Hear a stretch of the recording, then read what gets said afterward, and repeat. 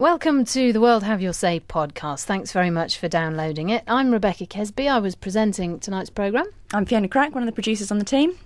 And Fiona, in fact, tonight's programme was all down to you, really, wasn't it? You fixed our main guest. Yes, I certainly did. One of my jobs is to keep an eye on people coming through the UK who can be very interesting and different guests for all our programmes. And Oxford University is one of the UK's famous universities and often has very interesting debates. And so I found out they were having one of these later on today, and one of their guests was very, very interesting, and so I invited him to the programme. It was Walid Shoebat, and he's written several books. He's a very controversial character because he's a self-confessed former terrorist. He's now moved away from violence, and he's also moved away from the Islamic faith, which he held so strongly as a younger man. He's now a Christian, and he argues against Islamic fundamentalism, and he has some quite extreme views. But tonight's programme, he was taking questions from the audience. Yes, and a lot of the audience wanted to question him on this, and we had the phones were really just chock-a-block with people who wanted to talk to him. And, I mean, the first half of the programme, we did do a lot on Islam because that seemed to be a lot of the main questions that people wanted to ask.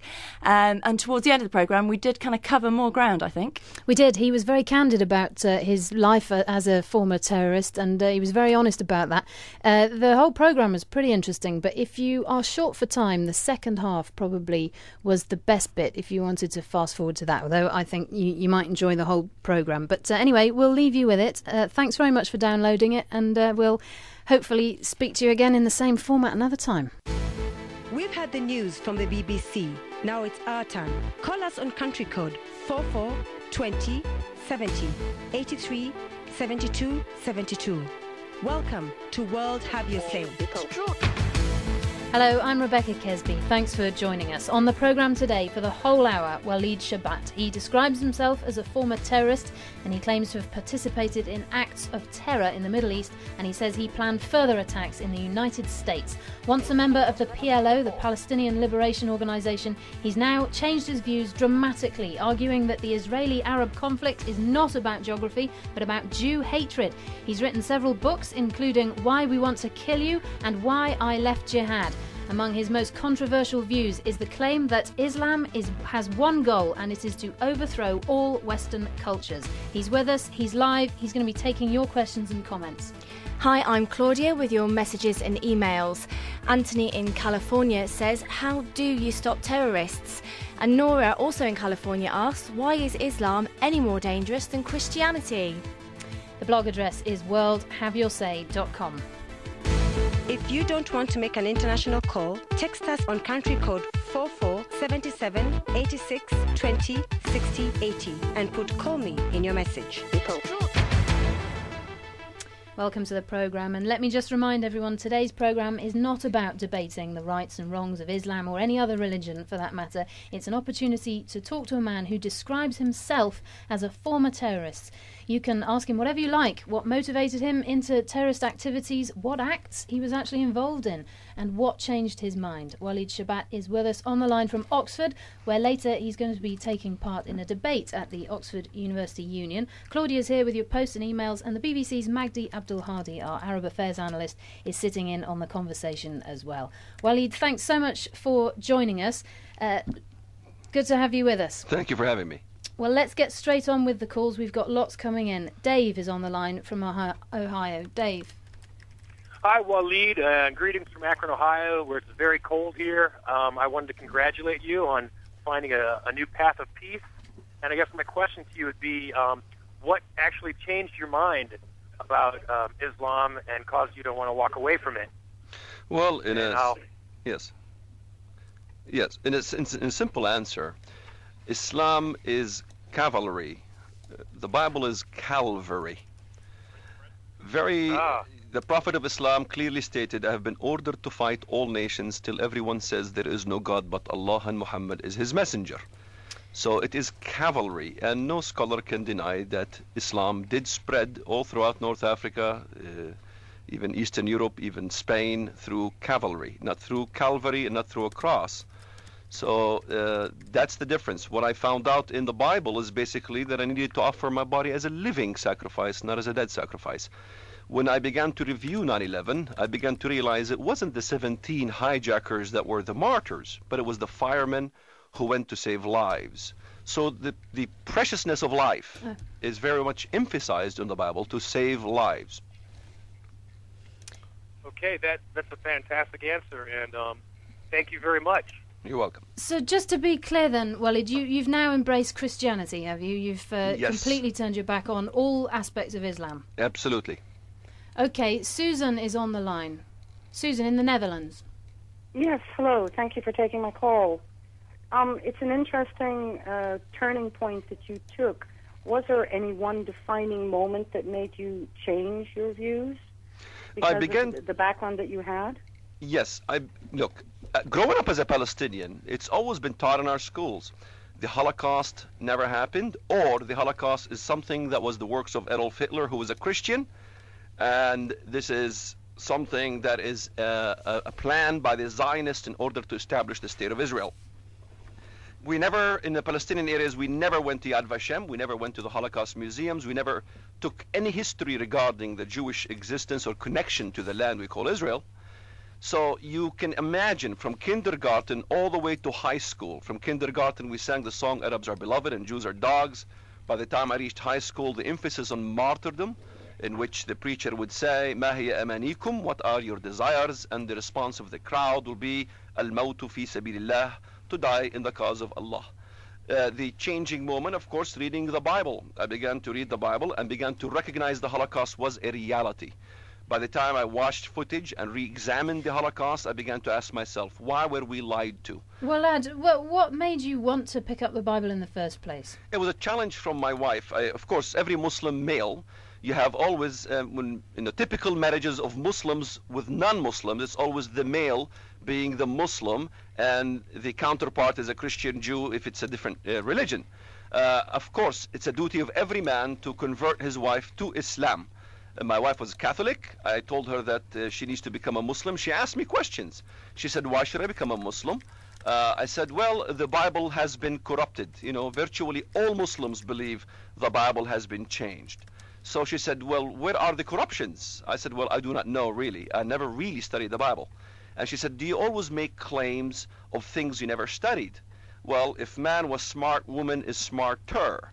I began to look into the text and began to be fascinated with much of the text, especially the words of Jesus, offer your body as a living sacrifice, not as a dead sacrifice. Let me ask you this question, Walid. We're going to come on to more callers, obviously, throughout the programme, but many people listening, many Muslims listening, are going to say, well, you seem to have studied the Bible very well, but did you study the Quran very well? Because your interpretation of it, many people are going to say they just don't see that when they read the Quran. Well, of course, I grew up in the West Bank, very heavy study on the Quran and the Hadith, although I'm rusty a bit on the Quran these days because I've been focusing my time on studying the Bible.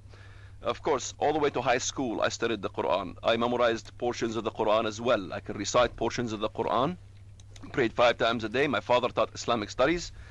So my teacher, Naim Ayyad, graduated from Al-Azhar University of Egypt. These are not small teachers. And the focus of martyrdom by Sheikh Naim Ayyad and Al-Azhar University basically permeated our culture and our schools.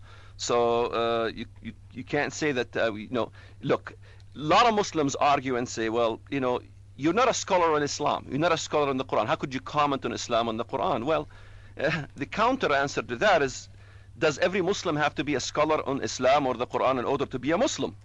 Okay, Walid, I think it's important for us to just kind of establish where you're coming from. I wonder if you'd mind describing, you say you've been very candid about being involved in acts of terror.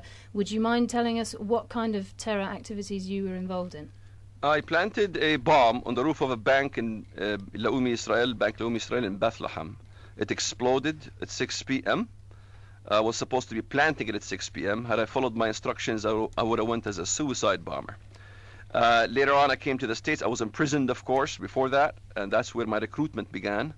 My recruiter, Mahmoud al-Mughrabi, his cousin Dalal al-Mughrabi, which she killed a whole busload of Israelis, came to the States later on, and in the States, I was involved in the PLO. Later on, disenfranchised with the PLO. I wanted something more puritanical.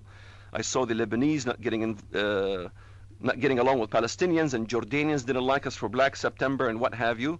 I joined the Muslim Brotherhood. In fact, my mentor, his name is Jamal Saeed. It is said he's a colleague of Abdullah Azzam, the godfather of Al-Qaeda. And he's still free in Bridgeview, Illinois. He was raising funds for Hamas. And you can see in my website the kind of activities, Shoebat.com at the bottom, the kind of activities the Muslim communities used to be involved in. You can see for sure that what I'm saying here is a reality. Okay, Walid Shoebat is with us for the whole programme. You can put your questions directly to him. The blog address, worldhaveyoursay.com. The text is 447786 20 60 80. Aisha's on the line from Mozambique. Aisha, what do you want to ask Walid? Assalamu alaikum and good evening to Walid. Good evening. What I would like to know, let me start from saying the following. I have been listening to what you've been saying on tonight's show. I did some research as much as I could before formulating my question to you, and I read what is on the BBC's site. And it seems to me that every time you have taken a stance, a religious point of view, or you've taken a worldview, a way to look at things, you have taken the extreme end of that choice, of that stand. Do you not think that you are a bit extreme in your nature, that you have not been able to find the middle path in Islam and not really the middle path in Christianity also? As when you were a Muslim, and the things that you used to do were very, very extreme and towards one end. And now as a Christian, you're doing the exact same thing, but from a different camp. Would you not say that your nature is very extremist? Well, look. I can quote Winston Churchill for you, who stated, "How dreadful are the curses which Mohammedanism lays on its votaires, besides the fanatical frenzy, which is as dangerous in a man as a hydrophobia." So you can say that Winston Churchill was an Islamophobe and an extremist as well. Many opinions like that about Islam. Are you an extremist, though? Do you have? Is Aisha right in saying that you go from one extreme to the other? Not at all. To shed the mantle of terrorism and to adapt the mantle of peace is not extremist. But your views are quite extreme, aren't they? You're saying that by its very nature, Islam cannot operate within a Western society. Well, Islam cannot operate within Western society because Islam is a constitution. Islam is a form of government. Islam is Sharia law, the amputation of the right hand and the left foot and all these things. The woman inherits half the man. Those are extreme laws, extreme constitution that does not fit Western culture. So to say that we as Westerners need to protect ourselves from Sharia laws which could infiltrate in our society is not extreme whatsoever. To protect ourselves from this kind of views and from this kind of system, Sharia is, you can go to 50-some Muslim countries and you can experience Sharia as a Westerner and come tell me that it's not extreme. Aisha? Yes. Okay, I heard his points of view, and for the sake of propriety, I will not go into an argument. I will pose another question. I want to know what is his opinion of his critics who regard his story and his activities as dubious and claim that he has got very little credibility in his actions. There has been reports. The New York Times had an article calling me a fraud with no substance in the article itself. You don't see anything from Chris Hedges. It doesn't show any piece of evidence regarding this claim. You have a report that went to the Jerusalem Post that claimed that I never planted a bomb. Remember, I was here in your country. I was here in Great Britain. I debated Chadouri, who was head of Al-Muhajirun. He said on the air that I was a Lebanese phalangist. Now, that was proven false because my family testified that I was a Palestinian. In fact, how did they find me had they not known Shoebat clan is a big clan back in Bethlehem? They went down there and began to examine. My cousins who testified against me said I was in prison. In fact, one of my cousins that testified against me, Kamal Yunus, and his brother was Jawad Yunus. He was an attorney for Abu Zubaydah, the right hand of Osama bin Laden. And I showed letters of him even signing, congratulating Hassan Nasrallah for bombing Israel, a cousin who did lots of financial terrorism, all these, my cousin as a martyr, my other cousin who went a suicide martyr. You can, even with click, so you can go and read it for yourself. Did you know there is no rebuttal to my rebuttal so far? You can see it on the website. Okay, Walid, we've got Ajmal on the line now in the UK. He's the spokesman for the Islamic Society of Britain. Welcome to the programme, Ajmal. What do you make of all this? Hi, I'm just a bit concerned that your guest is confusing his personal experience and projecting it as experience of the Muslims across the globe.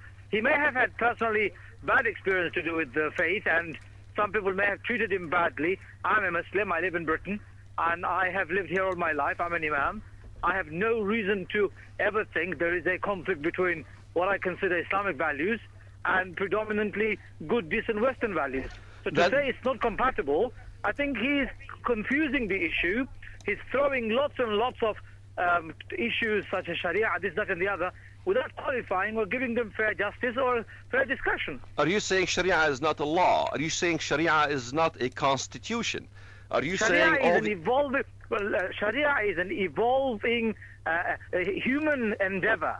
If it is evolving... Listen for a second. Based on Quranic principles and the judgments of the Prophet, but most importantly, based on using of intelligence, maslaha, benefit and mafsada, which is harm. So when the Prophet said, when the Prophet said, whoever leaves his faith of Islam, kill him.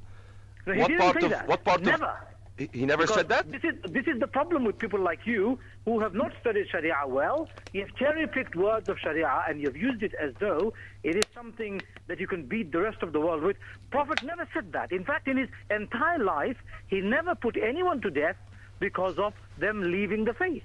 Well, let me give you the reference then. Sahih Bukhari, volume 9, book 87, oh, well, number hang on 6878. Walid, we did say we haven't really got the capacity to go into throwing scriptures at each other. I think it would confuse very many people. This is the problem with such a debate. A person like him, another wanting to grab the media headline and become the hero, savior of the Muslim world, because he thinks somehow Islam is incompatible to the West. Well, first thing first, how much Islam does he know, and how much West does he know? Well, it seems, sir, you don't know hang anything on, about Islam. Let Walid come back there. It seems that he doesn't know anything about Islam if he says that the Prophet never said, whoever leaves his faith, kill him. I gave the reference of Bukhari in volume 9, book 87, number 6878. Well, but you're going back to references there again, Walid, and I don't know that that's helpful to the actual debate. Ajmal's got a point there, hasn't he? There are hundreds of thousands of millions of Muslims. How is that a point? Happily living in Western cultures, involved at every level of society. If they're so happy living in Western cultures, how come they chased your police a few weeks ago? The police were running away. How come you have 10,000 terror attacks in the world? Walid, please. No. Do not use isolated examples. I'll give you an example of... Well, let me give you an example. Magdi Abdul Hadi, our Arab Affairs analyst, is with us. Magdi, what do you make of this debate? Well, I think it's a very interesting debate, and there is just... I think the Rashid is bringing together so many controversial issues. One is the conflict between the Palestinians and the Israelis, and that has its own parameters where Islam or religion is often used to justify one action or the other. So just let us park this one to the side and concentrate on the debate around Islam. As we just heard from the gentleman calling from Britain, that there is not one agreed opinion on what is true Islam, and the views aired now by Khalid seem to be very close to the extremist views that use whatever the Prophet said or didn't say to justify killing those who disagree with him, while there are so many other Muslims who dispute that this hadith is accurate, let alone the fact, even if it were accurate, it is not suitable in modern times to use it. There is a broad distinction between an Islamic tradition, and I'm not saying that this Islamic tradition represents a minority, but there is a broad distinction between a literalist Islamic tradition, of which Khalid's views are a good example of, and there is those who emphasize the values of Islam: tolerance, living together, pragmatic approach to life, etc., etc. And I think that is quite important to emphasize in this debate. Okay, Tolerance, if you've just joined us, you're with World Have Your Say. Lively debate tonight. Wait You a can minute text us. here. Coming to you in a moment there, Walid. Text us on 447786 20 60 80. Lots coming in. Anthony in California got a very quick question for you here, Walid. He's saying, you're being so open with all this. Are you ever scared of someone killing you now for your very open views? You see, your very question proves my point. Why would you ask such a question? Are you It's not Anthony's scared question. for your Anthony's life? in California. Obviously, your question states that there should be fear for dying for leaving Islam, which proves my point. Or just fear for having very radical or very open views. It doesn't really matter which. Look, you could condemn Christianity and the Bible and everything else. You never fear your life. You would never ask such a question from Richard Dawkins. Did you ask Richard Dawkins, are you afraid for your life for criticizing the Bible? This is Anthony's question from California, and I'm going to ask you again, are you scared? Well, we're all going to die. We can either die for something or die of something. So it doesn't really matter what happens to me. We know Christianity is a faith that won through our blood, not through the sword, through the cross, and not through jihad, through Calvary and not through cavalry. Okay, let's get some more of your comments. Claudia. Sahar has emailed us and says, I'm a Palestinian Muslim. I always had Christian friends. We live and study together. We never felt they were different. We always knew that the Holocaust happened. Jennifer in New York asks, how can Islamic extremists hate me? What were you told to make you believe this? And Dotan in Nigeria asks, well, what do terrorists actually feel like moments before they go on missions? That's quite a good question, isn't it? And it's not very often that we have an opportunity to ask it. What's your answer, Walid? What a terrorist goes through is a bliss. It's really a time that you think you're going to meet Allah, because the Prophet of Islam said, by the shedding of the martyr's blood, by the first drop of his blood, not only he will enter paradise, but he becomes an intercessor for 70 members of his or her family. Muslims deny that Islam has intercession. My cousin Ra'id, of course, he went to Ben Yehuda Street to plant a bomb. He was killed by the Israelis, and of course my Aunt Fatima had a wedding festivity.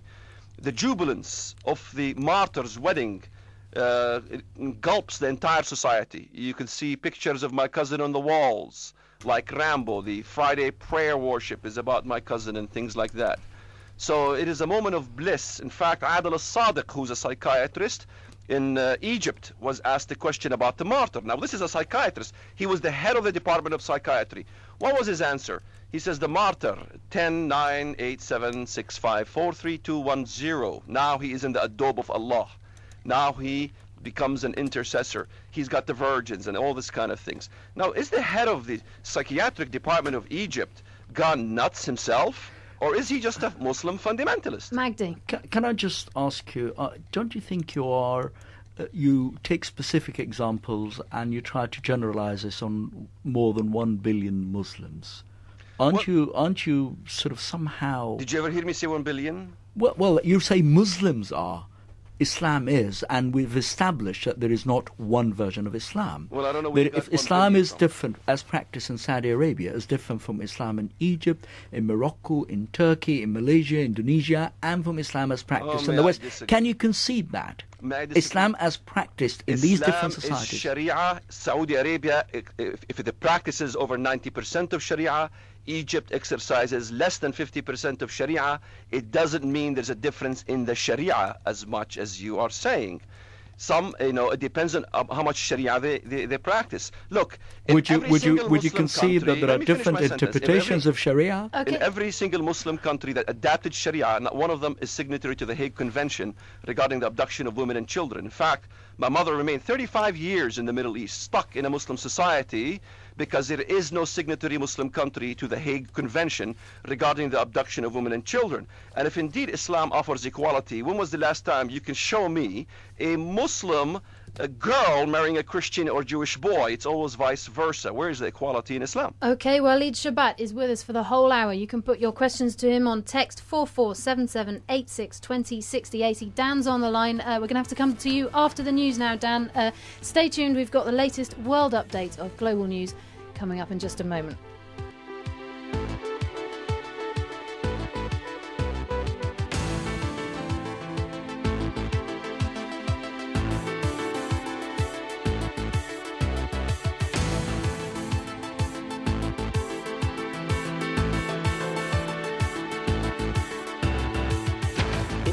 You heard the news from the BBC. Now it's your turn. Call us on country code 44 2070, 83 72 72. Welcome to World Have Your Say. Hello, I'm Rebecca Kesby. Thanks for joining us. On the programme today, we're putting your questions to Walid Shoebat. He describes himself as a former terrorist. He's already said that he's participated in acts of terror in the Middle East. He says he's planned further attacks in the United States. He says that Islam cannot operate in a Western country. He's with us live and he's taking your questions and comments. Hi, I'm Claudia with your messages and emails. Andrew in Australia asks, what is the future for Western Islamic relations? And Jessica in Freetown has texted. She says, how can you generalise about Islam? Sufis, Shias and Sunnis don't agree on ways of worship, let alone their hatred of the West. The blog address is worldhaveyoursay.com. If you don't want to make an international call, text your point to country code 447786206080 and put call me in your message. Okay, we've heard from Mozambique, the UK. We're about to go to Kampala in Uganda, but first Dan is on the line from the United States. Dan. Hi, Walid. Thank you for your work. Thank you. Walid, what can we do to better balance the needs for our security against personal freedom? That's a very good question, because as Westerners, Islam and Islamic fundamentalism is not really our problem. We didn't create it. What we need to do is, first of all, dismantle the jihadist ideology. Jihadist ideology creates a lot of confidence. We appease the Islamist. We give concessions to Islamists. We give them Gaza. We give them, weapons. We fought against the communists, so we aided the Mujahideen. What that created was more confidence. That's a long time ago, though, Walid, isn't it? I mean, in the modern day. Well, it happened recently. Condoleezza Rice did the same thing. When Israel wanted to crush Hezbollah, her exact words were, we need to have cessation of hostilities, as hostilities exist on both sides. So Hezbollah declared victory. More confidence build-up. We need to destroy the jihadist God of Islam, this jihadist ideology that God is creating us this confidence. It's like the stock market. Stock market goes up from confidence and it goes down from confidence. Kemal Ataturk removed Sharia and we had peaceful Islamic world. We had peaceful Turkey. It wasn't by establishing Sharia, yet in the West we are establishing more Sharia and we're going the reverse. We need to do the opposite and do what Kemal Ataturk did, and that is do away with Sharia. Okay, Walid, we're getting lots of comments from Muslims, as you might expect, around the world. Robert is in Kampala. Robert, thanks for coming on the programme. What's your message or question for Walid? Yeah, the question I have for you, or the comment is that I think he was confused when he was becoming a terrorist, and he's still confused when he's out of terrorism. The one question I always ask my friends who espouse Bin Laden-like views is, if a male terrorist gets 70 virgins, what does the female one get? What was the question? It's a difficult line there, Robert. I'm sorry about that. It's a difficult line to Uganda.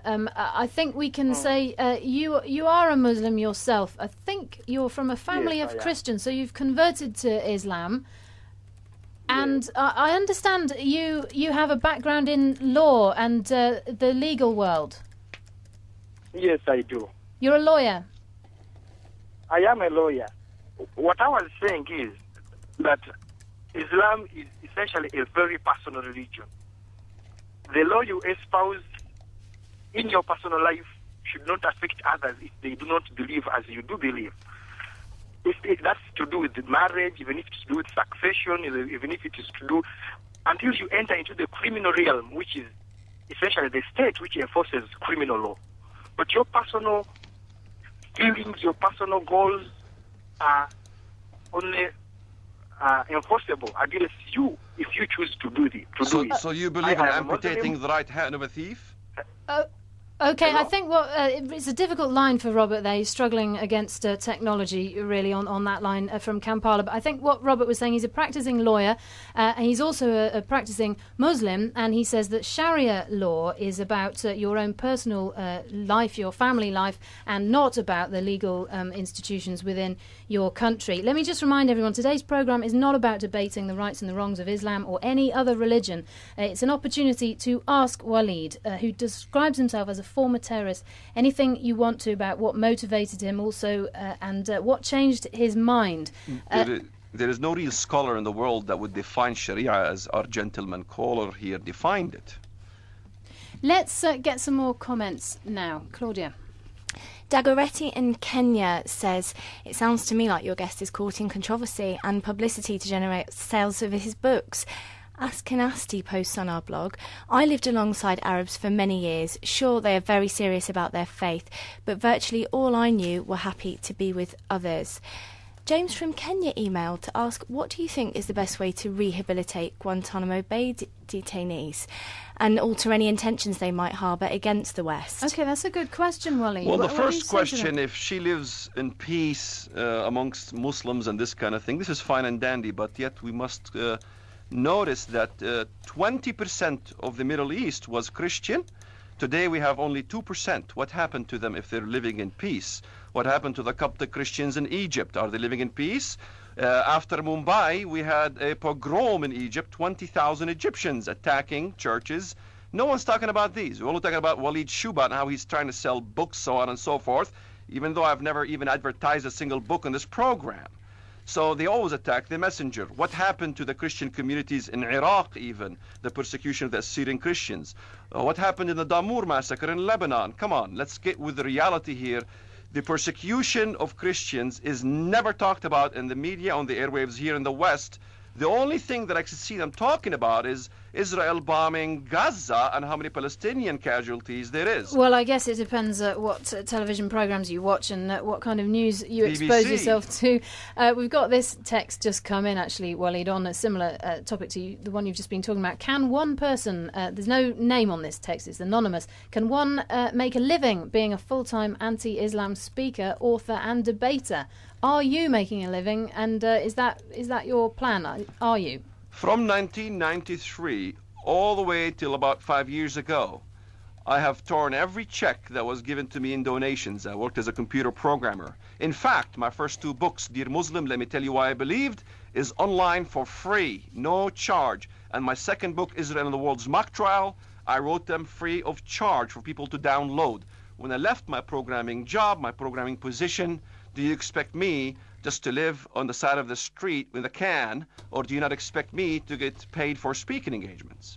Walid, just out of interest, what do your family make of your views now? Do they feel a bit betrayed that you've turned against the religion of your forefathers? I wrote a letter to an attorney in Jerusalem, and he said, not only will you lose your child now is a Muslim, he is no longer your child according to Sharia court. I lost all my property and all my land. My family gave me one single phone call. You have a right to come to the Sharia court in Bethlehem and to denounce your Christian faith and declare the Shahadatan. I declare there is no God but Allah and Muhammad is his messenger. There is your freedom of speech and your freedom of religion. In fact, it's my family becomes they become your worst enemy. They become your worst nightmare. It is the duty of the brother to kill me. It is a duty of, so I had to even hide from my own brother, my own family. You can understand what it's like to leave Islam. In fact, you asked the question, you're not afraid for your life. You'd have never asked that question unless you known yourself that Muslims do kill converts. Eileen is on the line from Arizona. Hello, Mr. Shoebat. I'm honestly curious to know your answer to this question. After you've caused the death of innocent bystanders... I did not kill anybody. ...and heard of their loved ones' anguish, how do you sleep at night? If you planted a bomb, you could have killed somebody. How would you sleep at night knowing the disruption and pain that you have caused to their families? Ma'am, it's what we do in life after we've realized our mistakes.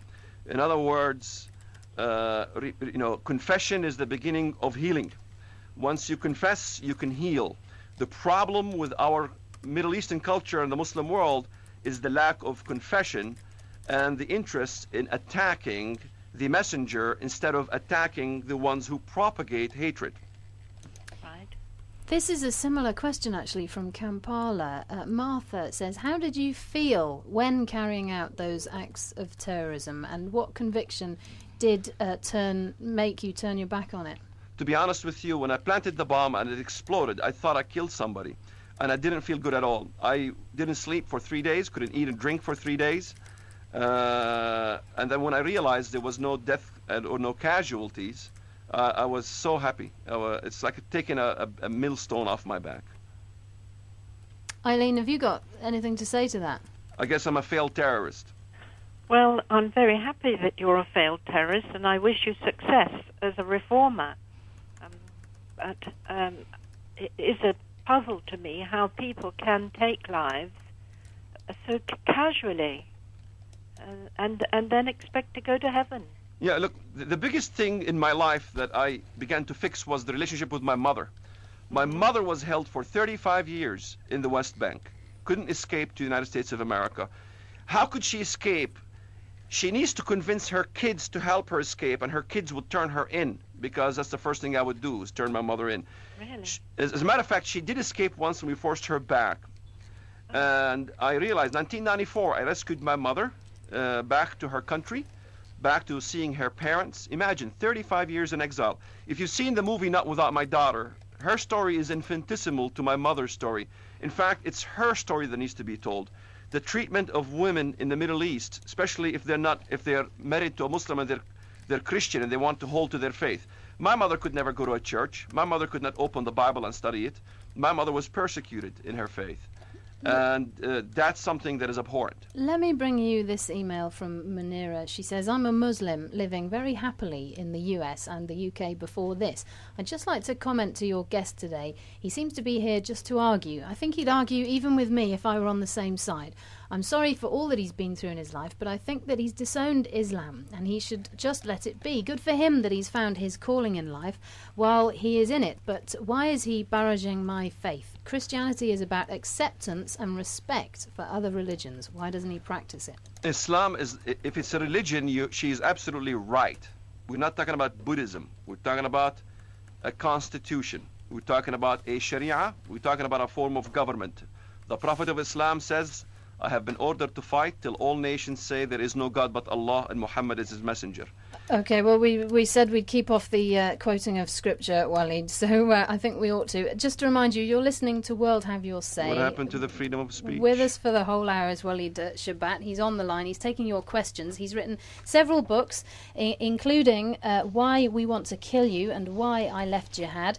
He is a self-proclaimed former terrorist. He's now turned his back on violence and he's embraced Christianity, but he's very critical of the Islamic religion. You can contact him on the blog worldhaveyoursay.com or text 447786206080. Put your question directly to him. Amin in Nigeria texted and says Walid was a confused Muslim and a terrorist. He is now a confused Christian. Franklin in Freetown says the gentleman moved from extreme Islam to extreme Christianity. Maybe he just can't help himself being himself, a natural extremist. But Julius from Monrovia asks, if Muhammad were alive today, how would he view the world being plagued by terrorism in the name of Allah? If he is alive today, he would still commence to gather and win the rest of the world to Dar al-Islam, because the Islamic world breaks down the world into two parts, Dar al-Islam and Dar al-Harb, the house of war and the house of Islam. In fact, there is no scholar in the world that would deny that Islam spread through North Africa and even Eastern Europe, Egypt, all these countries, Turkey, all these countries were Christian lands. They were converted through the sword. So in all these emails you're getting and all this denial should not be addressed to me, but it should be addressed to Sheikh Qaradawi, who himself made the statements that Islam will conquer Rome. So I don't understand why they attack the messenger instead of the fundamentalists themselves. I'm fighting the fundamentalists, so they should be on my side unless they themselves are fundamentalists who are giving these emails. Nangak is on the line from Abuja in Nigeria. Thanks for calling in, Nangak. What's your question for Walid? Have we got you? Nangak? Hello? Hi, yes, please. Welcome. You're with Yeah. World Have You Say. Thanks for calling in. What's your Yeah, question for Walid? He's here. Okay, he said that the major intent of Islam is to overthrow the Western culture, Western civilization, right? Yes. What I want to find out is, considering the fact that there are over 1 billion Muslims on earth, what do you suggest we do? What would he want us to do in order to live, especially those of us who are not Muslim? Well, what we need to do, the Islamic problems we have in the Middle East and the Muslim world is the Muslim problem. It's not a Western problem.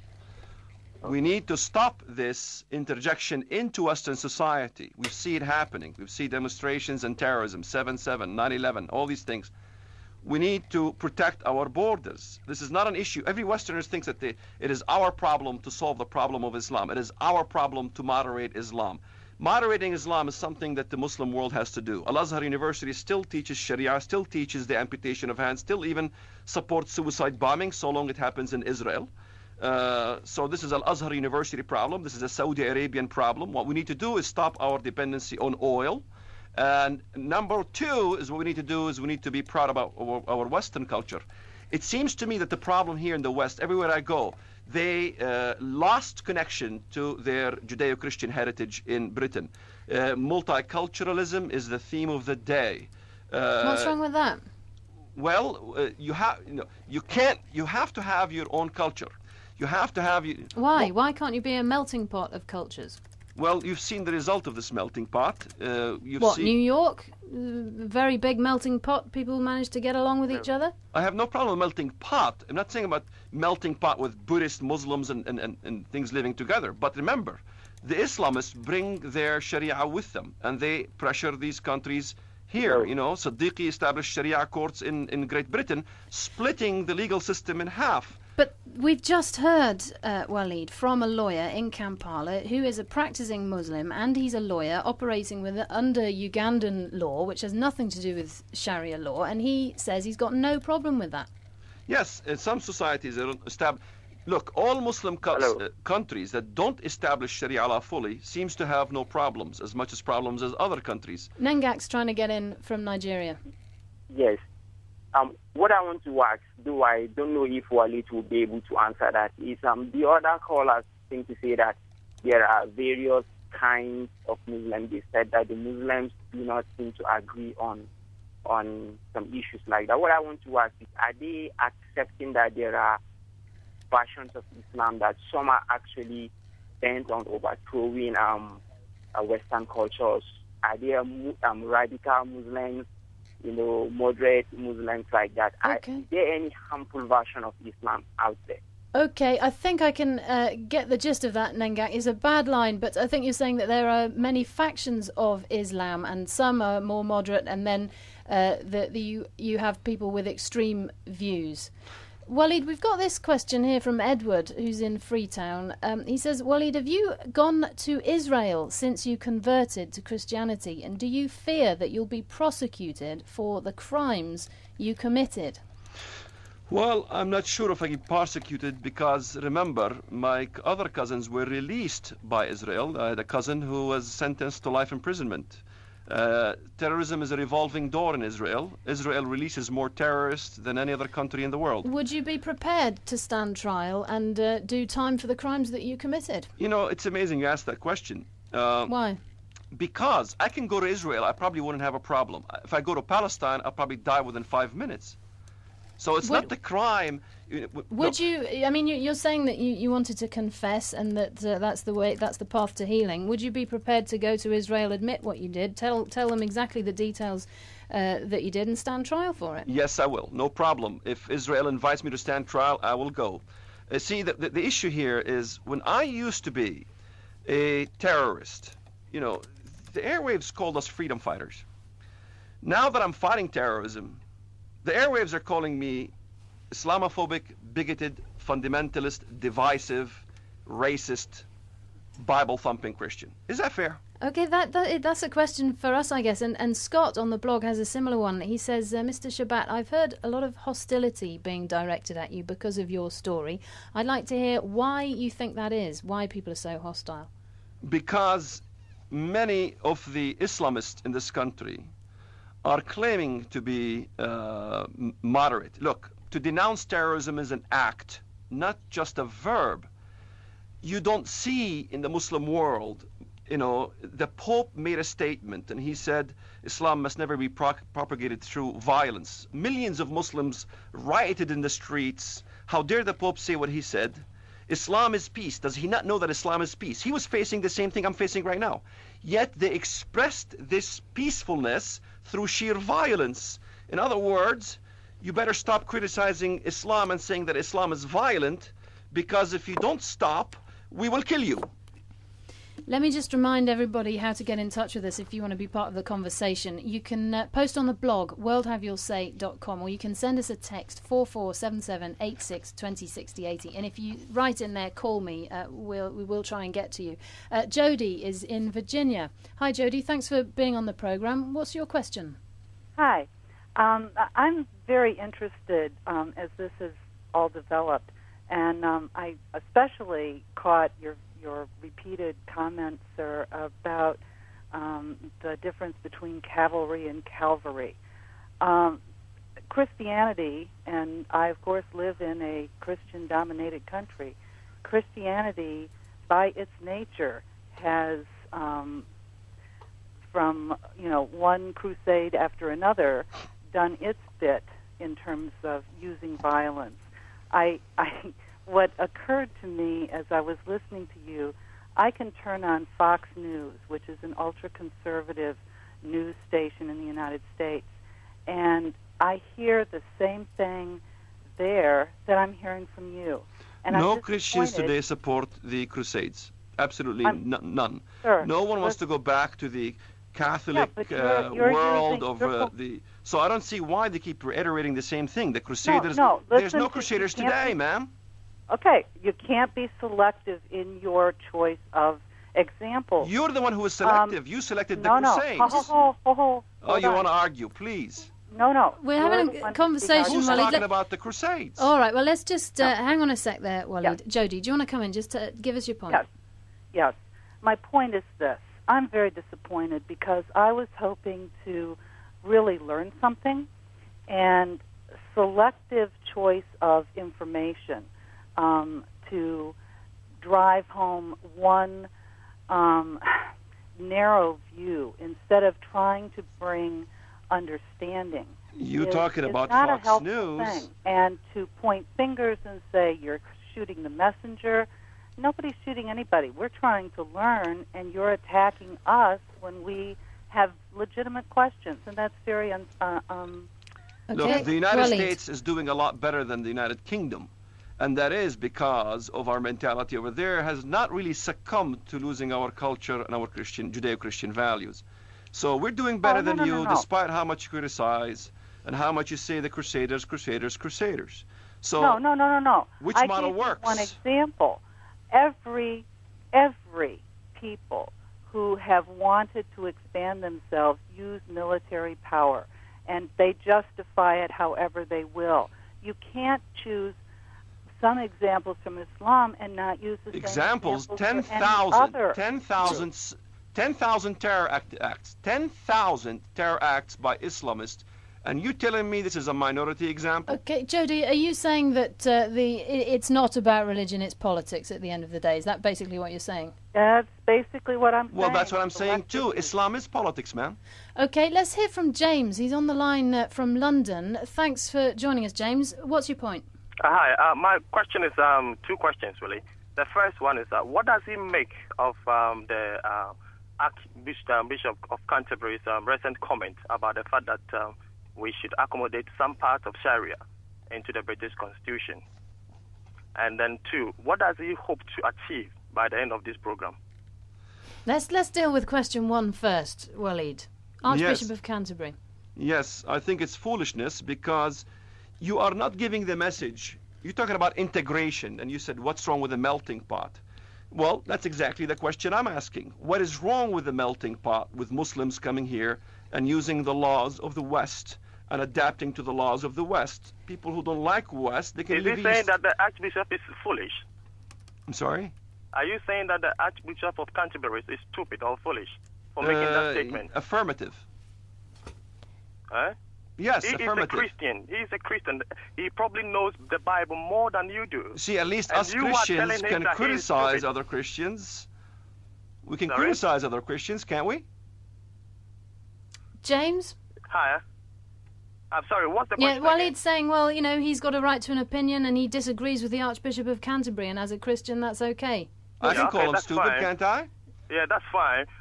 That's fine. He's got his own opinion. But what I wanted to know is that what does he hope to achieve at the end of the program? Which is almost upon us, I must just say. So what do you want to achieve there, Walid, by speaking out in this way? I currently live in the United States of America. I definitely do not want to live in Great Britain, where the danger is a much bigger threat. I definitely don't want to live in France, with the riotings, or Australia. I think we need to preserve our Western heritage. I think the Western heritage has something to offer. Britons should look at their Judeo-Christian heritage. It is something to be proud about. Okay, Walid Shoebat, thank you so much for fielding those questions. Thanks for being with us. Thank you for taking part and sending your questions. The debate does go on at worldhaveyoursay.com, and we'll be back tomorrow with more views from around the world. You've been listening to World Have Your Say. Thanks very much for your company.